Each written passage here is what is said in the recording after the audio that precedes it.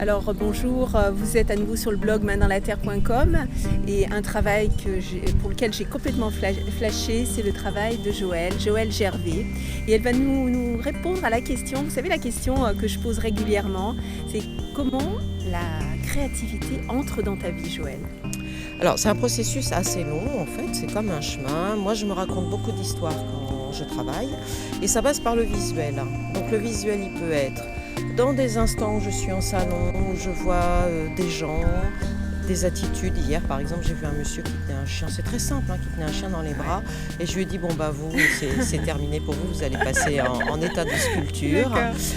Ça peut être des attitudes, parce que moi je travaille beaucoup sur les attitudes et le regard. Ouais. Donc ça peut être des attitudes que j'ai moi et donc pour le coup ces attitudes-là vont être plus intériorisées. Ce sont aussi des images, des gravures. Pendant que je travaille, j'utilise des journaux pour couvrir la table.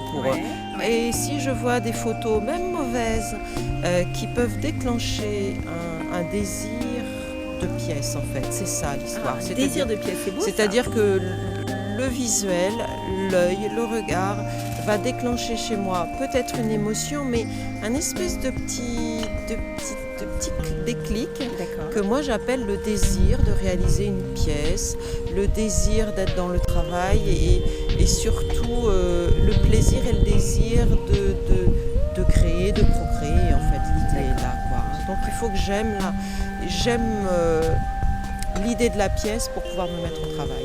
D'accord. Alors je vois que ton inspiration est animalière et humaine. Tu peux nous en dire un peu plus ? Alors, au tout départ, ce sont les personnages qui m'intéressaient. J'ai toujours fait une représentation de personnages. Moi, je vais chercher, alors comme je disais tout à l'heure, c'est l'attitude, le regard qui m'a intéressée. Et pour poser le regard, je me suis dit, bon, il faut un visage, et puis alors peut-être qu'il faut après des épaules. Et là, du coup, je suis partie pour le corps en entier, donc l'attitude. Et puis comme ce sont les personnages, je vais beaucoup travailler autour de l'émotion. Donc je vais chercher à l'intérieur de moi, qui parfois peut être évidemment sur des journées de travail entières un peu fatigant.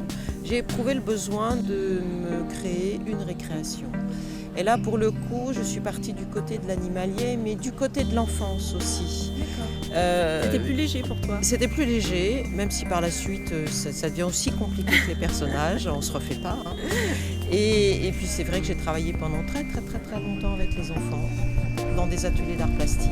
Ouais. Donc voilà, je vais puiser dans leur processus à eux de réaliser des choses qui, j'espère, sont dans une espèce d'humour, de gestuelle et de simplicité. Il y a une petite histoire à chaque fois. Là, alors c'est sûr que je me raconte beaucoup d'histoires, beaucoup. Et là pour le coup, à l'atelier, j'ai 5 ans d'âge mental. Quoi.